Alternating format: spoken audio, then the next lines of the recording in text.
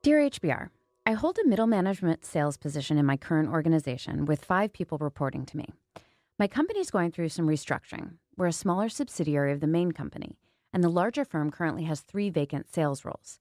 Those jobs are better than mine with larger portfolios and more direct reports. I'm confident that I'm competent and qualified, and I expressed my interest. I interviewed with the senior members of the company.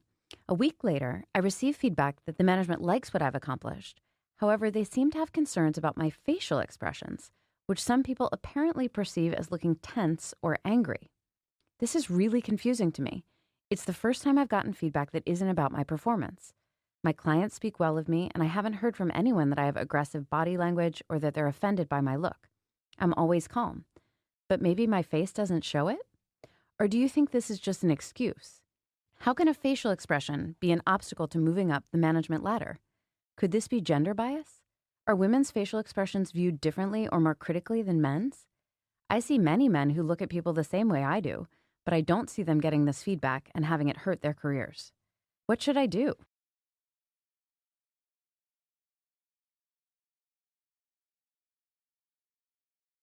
So this particular challenge this woman's encountering is what I label very clearly in my book, it's a barrier that shows up for women called identity conflict. For her to be assertive and dominant and, which is required in organizations and to get her point across, she might from time to time not have a face where she's smiling, and that's perfectly acceptable. But society says, hey, these are not behaviors we recognize facially or expressions we recognize with women. And so for society, you will be penalized when you step outside of those very core kind of behaviors and even in this case, facial expressions that we associate with women. Now, this is actually a pretty common problem, and there's actually a name for it, right? Resting bitch face? That's what some people call it. In fact, the New York Times has even called it that. This is like a widespread phenomenon. Right. A former colleague of mine is the gender editor at the time. She wrote about this in the Times in 2015. She perceived it in herself. She saw herself on TV one day having just done an appearance, and she said, "My mouth curled slightly downward, my brows were furrowed, my lips were a little pursed, my eyes aimed forward in a deadpan stare. I looked simultaneously bored, mad, and skeptical." So she diagnosed herself with RBF. Yeah, so I think even the term, right, resting bitch face, is gendered.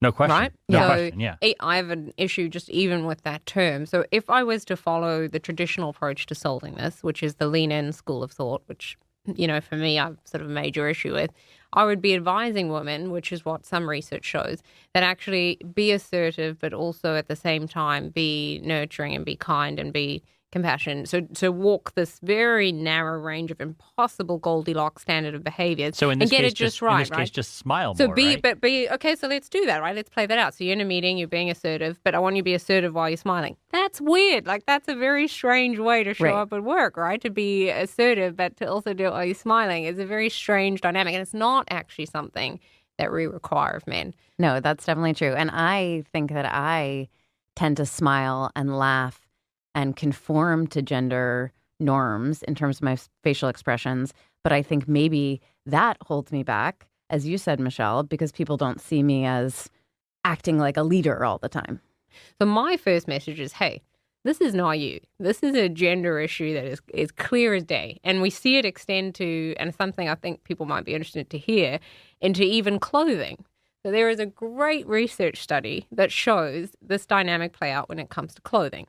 So for women to be seen as competent, studies show they need to wear pants, they need to have makeup, and they need to wear jewelry. So they will rate women higher. Men don't have this, by the way. So men can dress however you want. That's why Mark Zuckerberg wears a hoodie. But for women to be seen as competent, that's the requirement, right? But for women to be seen as warm, they have to have makeup, loose hair, and wear a dress, right? So they conform to gender norms. That's exactly what you're wearing right now, Michelle. It is exactly what I'm wearing. But not to conform to gender norms just because it's like what I want to wear. But then, so then you've got these two conflicting things. The one's the pants, so, you've got these two. So then it's like, well, what is the ideal? The ideal then is makeup, loose hair, jewelry, and trousers. So researchers found that that's then this formulaic approach for women. So again, the lean-in school of thought would say, well, if you want to be seen as competent and you want to be seen as likable, you have to just wear this little uniform every day, don't step outside of it, and you'll be safe. that is not a solution to enabling environments where people can show up and be themselves at work, right? And where people feel comfortable. So I think, this is a great example of where you could say to her, okay, just smile more. But that doesn't solve this issue of creating an environment where we're actually telling women how to manage their facial expressions. I mean. But there is good research showing that all leaders, men and women, need to demonstrate both warmth and competence. And absolutely, women are expected to demonstrate more warmth before they demonstrate their competence to earn trust and have people like them. But that is good advice, right? You do want to appear competent at all times, but also you want to be human and you want to treat people empathetically and fairly. And sometimes that does involve smiling and having open body language and not being so serious all the time. So how can we get her to move a little bit so that her bosses understand that she is working on these things? Or should she just go to her bosses and say, you're being fair, sexist, out of bounds. this isn't So fair? my thing is, right, I'm fine with people adjusting to try and walk that divide, right?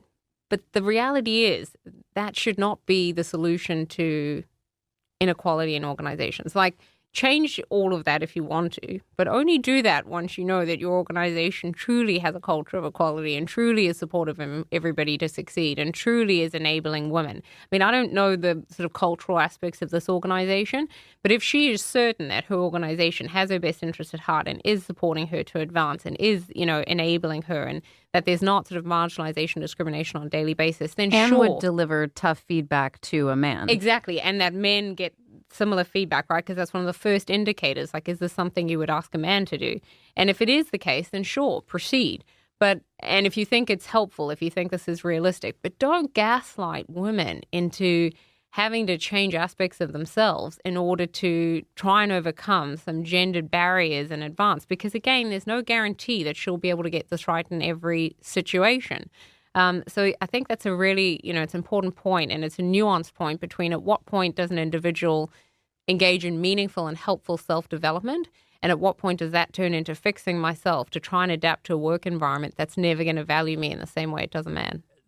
Your answer is really illuminating there because it gets to this idea that women have sort of the easy choice of trying to do a simple fix to themselves to try to get ahead, or to sort of take on this monumental challenge of trying to transform the organization.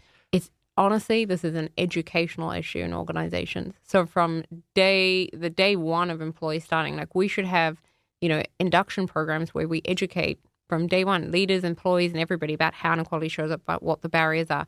So in this example, right, if she was aware of this identity conflict barrier and how this shows up both in terms of dress, both in terms of displays of emotions, so men and women, they're different standards for how they can do that, in facial expressions, it's just across the board, women have this challenge, right, that they have to overcome. When you know that and you can name it, that's fundamentally shifts the conversation to, actually, this is just a really unequal, unfair practice. Are you aware that that's an unequal practice and that that's actually maybe what you're asking me to do? And then the onus is on the leader who's giving her the feedback to be able to justify why it's maybe not that. So she should have a conversation with her boss about the fact that this feedback is gendered and unfair? There's really a three-step approach to this, right? The first is you becoming aware that this is a barrier. The second is creating that understanding within your organization. So exactly as you say, sitting your boss down, having the conversation, explaining the barrier, trying to understand, and having the conversation to seek to understand, is this me? Or is this actually a version of gender inequality showing up for me? Can you help me as my leader sort of unpack this? Because I want to determine whether this is feedback I need to take on board or whether this is really just woman fixing. And then the third is really taking action. We need to have different styles and different ways of showing up. So I think it's really about thinking through that action piece that the leader needs to take to create an environment that supports everybody. So Alison, what are we telling this listener? So first, we want to let this letter writer know that we think it probably is a gender issue. Women do face a double bind at work. People want them to conform to masculine norms, being serious and firm, but then also female ones, which entail being warm. We want her to ask herself whether her organization is biased. Do men get the same or similar feedback? Do women have an equal opportunity to advance? We'd like her to make her bosses aware that it could be a gender issue and put the onus on them to explain why it is an important point of self-development for her.